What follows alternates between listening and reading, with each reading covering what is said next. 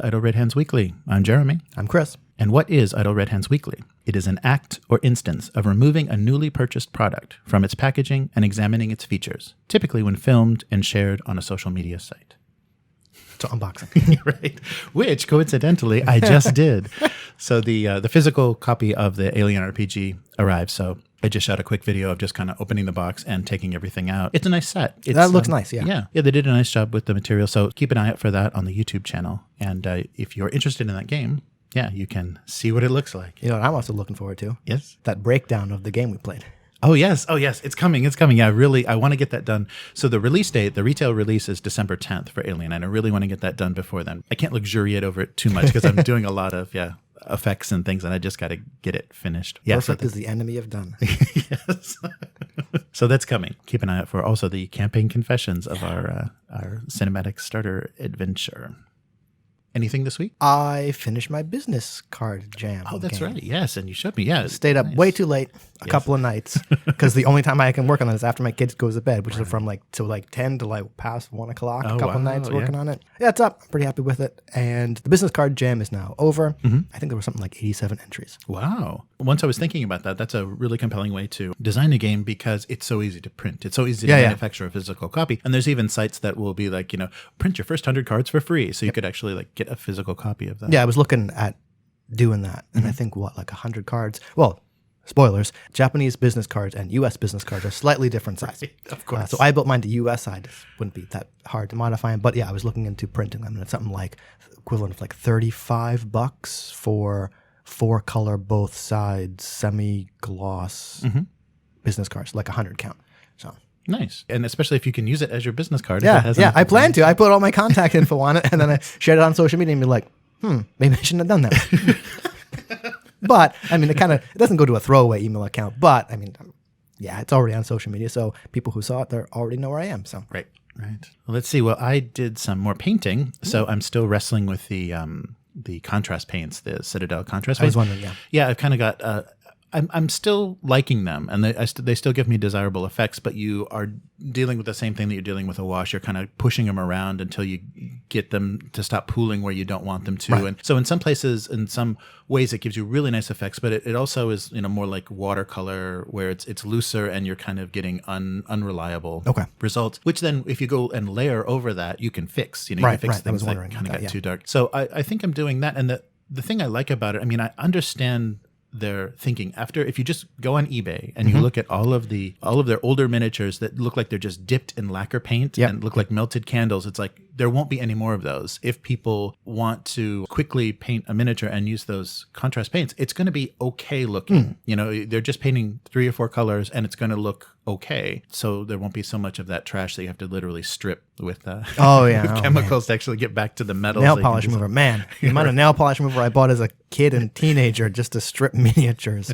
Sit there with a toothbrush and just I can see their motivation for it, but I don't quite know as a tool where it fits in. It matches my impatience. I get a more finished result faster, and then I can kind of play around with it from there. But it's the same sort of thing. I think we were talking about before. Do you want to fix? Oh yeah, when we were talking about pre-assembled miniatures, do you want to fix somebody else's mistakes, or do you want to just do it yourself? Slowly do it yourself. So more slowly, you get a more perfect result, and if you kind of rush it with contrast paints, you get some happy accidents, but also kind of unreliable. But not having used contrast paints, only listening to your account, I think that's what their intention is for. Their intention is for people who want to play with painted miniatures, but maybe don't have the experience or time or desire to put them or to get them to studio level quality. So it's it looks good enough. Let's play. Yeah. And I think for things like Imperial Guard and stuff, it saves your life because you basically just flesh dab on the face, hit the helmet, hit the uniform. It's wow, that looks kind of done. Yeah. Only 99 more to go for this platoon. Yeah. Yeah. It's an okay result. I'm not quite sure. I think a lot of serious painters are kind of this is ridiculous. It's fine. It's not for you. That's my response. It's not for you. Fine. Right. And then of course a lot of people reverse engineer. Well, I can make this myself. It's well, please do then. How about you go do that? Yeah. Right. Yeah. There's something there, and there's certain areas and certain ways that I think I'll always kind of be using them because I really like that priming them a light color and then kind of using washes and kind of more glazing and washes to get more desired effects, and that kind of fits in with that. Yeah. Cool. And yeah, so that's it. So Ork Commandos. Oh yeah, and also so there were my Ork Commandos, and that was my first experience with Finecast. It was horrible. It's not great. Cleaning them up is such a chore. It's not so much mold lines, but all the supports that are built. So much extra support is built on. The way that they're sculpted, and so this is like before 3D modeling. Right. So these are like wax sculpted. So they have a more loose kind of like when a sculptor does a sketch or like a clay sketch, it's more like that. They're expressive. The models themselves are interesting and expressive and have nice poses and the shapes of things are nice, but it's really hard to tell. So is this a support or is this does the fabric end here or what the hell is this? And so you're kind of sculpting your own miniature in a lot of ways because you're having to decide like kind of where things end and where things begin because it's not very clear. It's kind of like, best guess is all you can do. And it's okay. And I don't like, resin is not a great material to work with. You shouldn't be breathing it. You should, so I don't like to do so much sanding and so much actually kind of sculpting of the miniatures. And so now when I go back and paint after I've primed and everything, I'm still finding really? Yeah. Oh, that's the worst. Yeah, when you're like, okay, done, prime, and you go to paint and you're like, I'm getting a bunch of raised edges here. Oh, crap. Yeah. So the edges like some grenades and things. It's like, that's flash that I should have removed. Yeah. It didn't see it. Yeah, but overall, I mean, I like the miniatures, and I'm liking the result, especially for the Ork Flash. I like what contrast paints do. Oh, and I also got another eBay find was a used copy, a very used copy, but of the Horus Heresy board game that Fantasy Flight did. Yeah, so reading the Siege of Terror's kind of got me into that whole thing, and they did a token base, like Games Workshop back in the 80s, yeah, probably 80s, did a box game that's all just cardboard tokens and with the map of the Imperial Palace and Terra to kind of play that game. And then when Games Workshop license was in Fantasy Flight's hands, they did a miniature. It's a board game with miniatures in the palace. So it's all 3-dimensional. And so probably, I don't know, I would like to compare sometime, but basically they probably just adapted that token-based system because it looks very similar. You've got all the landing ports, the space ports, and everything that's kind of like leading to the palace. But you get, representations of the forces.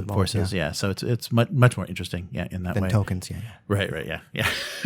So we will have to play that sometime because I think that'll be a fun thing to simulate. But so they did it's a really nice job with it. They're kind of vacuum formed buildings and things. Yeah, so there's some 3-dimensionality to the board and everything. So less flat. Oh, so I was able to cross you off of my Christmas list already this really? year. Oh, yes. Fantastic. I noticed that Wizards of the Coast is celebrating the 45th anniversary of Dungeons & Dragons and the 5th year of 5th edition, 5th anniversary of 5th edition. Okay. And I see where this is going.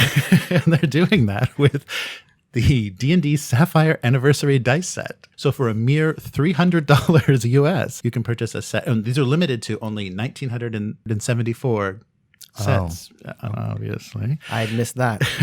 And they feature a gnome-grown sapphire gem inside. And they'll be available, available November 21st. But this goes back to a topic that we did a video about before, are gamers suckers?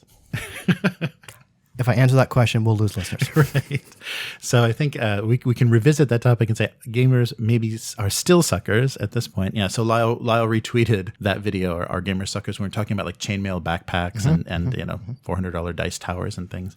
I got quite the conversation on Twitter when I retweeted that and said, "Hey, how about you give Ben that $300 on something else?" Right. Yeah. And a lot of people were supportive. I did get some, I think, fair criticism because my comment made it sound like you shouldn't be buying dice at all. And a couple people said, well, there are independent dice crafters and you could spend the money there. And I'm like, okay, you know what? That's fair. My intent was you don't need to give WotC and Hasbro $300 for a set of aluminum dice. You could put it anywhere else pretty much. Right. And think about like how much supporting material and how much that buys in books and other like 5e, created settings and things. That's a ridiculous expenditure. It reminded me though, and I think it's the problem with the kind of the Hasbro connection and the toy company mentality. Okay. I think it's the problem that D&D has that really turned me off because I'm like more, of course, old school in that it was just booklets. It was just a box with some booklets in it. And did you get the box that actually had dice, or did you get the box that gave you the envelope of the numbers you had to punch out? Oh no, not that old. Yeah, I had the actual dice, but they're the dice that you had to fill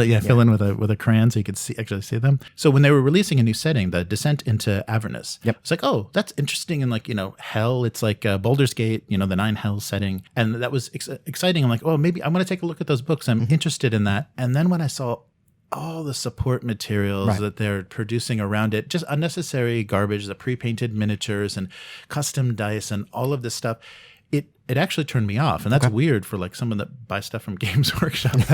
It's really weird to be turned off by like too more many stuff. Too much stuff. And even like the Alien, like the custom, I'm happy with the custom dice for the Alien RPG. But when I saw that, it was just like, that doesn't feel like D&D. That feels like a big cash grab into somebody that's like, I'm going to be the ultimate dungeon master, and I'm going to, it's going to be hundreds of dollars. Oh yeah, to play that, because it's like blind box miniatures. So you're buying cases of these miniatures, and the quality is not great. And it's just like the toy company thing. You can feel that like right behind a lot of those intentions. And I would have definitely bought those books, the books for this setting, if I didn't see all that other stuff. It's just like, wow, that's gross. Yeah, that Hasbro, you just lost $50. No, I kind of agree. Yeah, it is kind of a turnoff.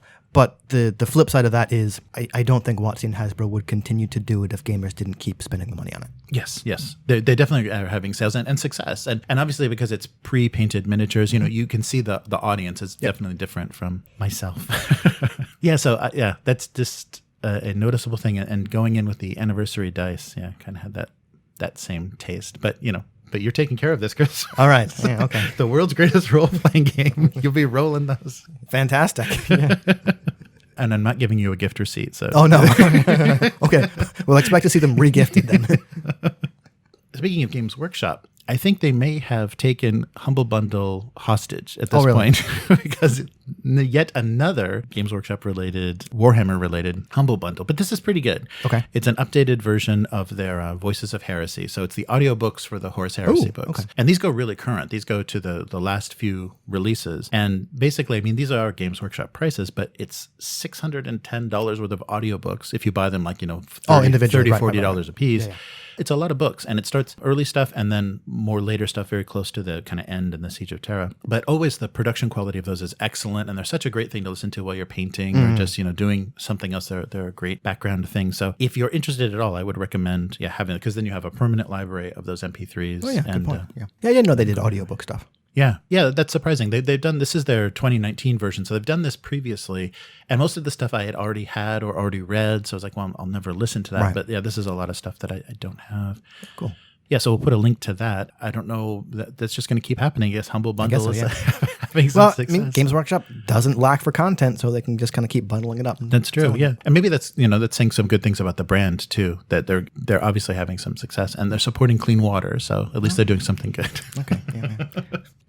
Speaking of bundles, yes, I picked up the Trophy-vember bundle on itch, which is a collection of 6 incursions for the game Trophy. Nice. That's by Monkey's Paw Games. Mm-hmm. You can buy them individually. They're about like $3 each, but for like $15 you get 6. And I was most interested in their 2 sci-fi themed incursions, Dead Reach and Icarus, because they kind of have alien-ish vibes. Mm-hmm. And I'm just surprised that, well, not surprised, but I think Trophy's a really good game that it can do just about any genre and setting, as long as the core conceit is the player character probably going to die, and this is going to suck. Nice. Yeah, and so what were the other settings like in the There's the Court of the Golden King, I think. Maybe I'm getting that wrong, which is a plan kind of like the King in Yellow. The others might be post-apocalyptic nuclear disaster, and one looks like it's modern day, I think. And then a kind of standard grimdark fantasy, which is kind of the baseline kind of setting for Trophy. Nice. Yeah. And we're going to be playing Trophy tomorrow night, yes. Which is why I picked those up. And that's why I posed the question in the Facebook chat. Hey, you want to do sci-fi or dark fantasy? Yeah. Nice. Yeah, excellent. So what do you think the consensus is? So far we've gotten one vote, and it was dark fantasy. So I'm good for anything. I didn't want to impose anything too difficult. And we've already played, and you've already run, sci-fi horror. Yeah, so, that was the thing. Yeah. Yeah. The other thing, I found out that Trophy is going to be kickstarted soon. Oh, nice. Not sure exactly when, but it's also going to be 3 books. Mm-hmm. Trophy Dark, which is kind of the original Trophy version, which is kind of like one-shot, kind of doomed adventure, or doomed treasure hunters. There's Trophy Gold, which came out in the gold version of the Codex zine, and that's a little more OSR-ish. I mean, things are still kind of gritty and dark, and you're probably going to die, but it has kind of like a campaign structure, and it's a little more like I don't know, kind of traditional OSR stuff. Right. And then there's Trophy Loom, which is going to be system agnostic, setting only stuff. Oh wow! Not sure how they're going to produce the books or if they're going to come as a set or whatever, because the Kickstarter hasn't happened. Right. But they've shown mock-ups of the book covers, and it looks pretty cool. Nice. So I'm excited for that. Do they have I haven't seen the books. Is it kind of a minimalist design, or do they do kind of thematic illustration? They haven't done interior stuff. Okay. We've only seen cover mock-ups. Yeah, I'm not sure. Most of the Trophy incursions that I've got are very art light, and the art is more suggestive of the theme of the incursion rather than representations of things you might actually encounter. So like if it's if the theme is like agoraphobia or the heights, whatever, like there might just be a shot of like a really high cliff or something like that. Okay. And kind of, that's kind of it. Right.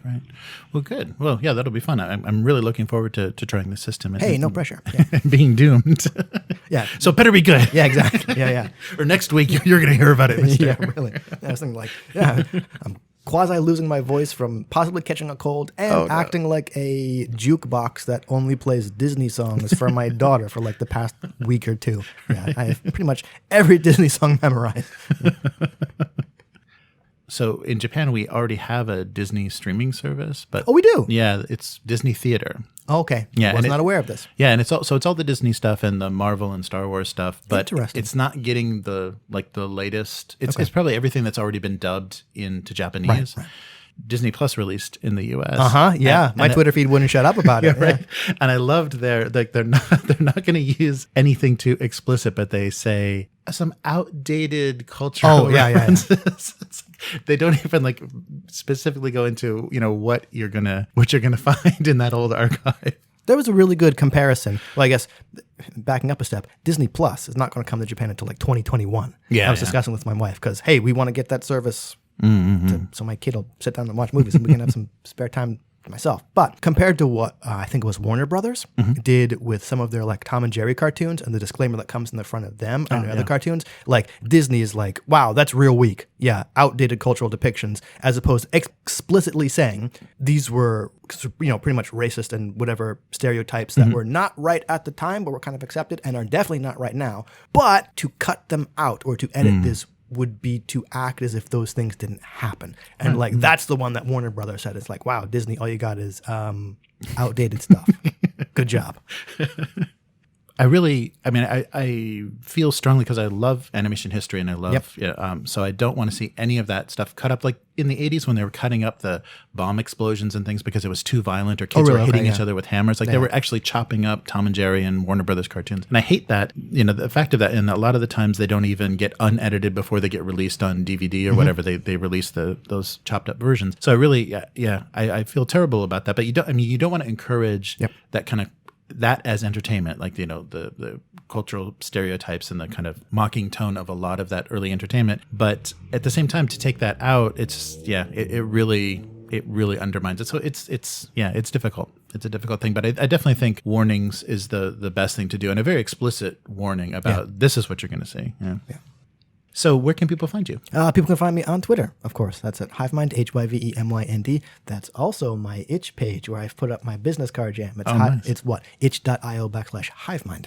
Nice. So, excellent. So we'll put links to that. And I do a weekly live stream of my cartoon. I'm back on my regular schedule, so that'll be Sunday night. And not through a pad. And not through a pad. Yeah, no tablet viewing. Yeah, it was so luxurious to go back to it, the actual Cintiq and everything. It was much nicer to draw that way. But I do that every week. Abusecartoons.com is the website, and on Twitch and YouTube. And if you want the archive, it's gocomics.com/domestic abuse. If you want to get in touch with Idle Red Hands, idleredhands.com. You can follow Idle Red Hands on Twitter at Idle Red Hands. And if you'd like to get involved in supporting the podcast and see things grow and get better, please visit patreon.com/idleredhands and become a patron. I hope you're not implying the get better as in get better hosts. Yes. Improve the quality of the hosts. Fire everybody. All of a sudden it's new voices. Oh, we've got a host upgrade. Right. So that's it for this week. We'll be back next week. Goodbye. Later, mortals.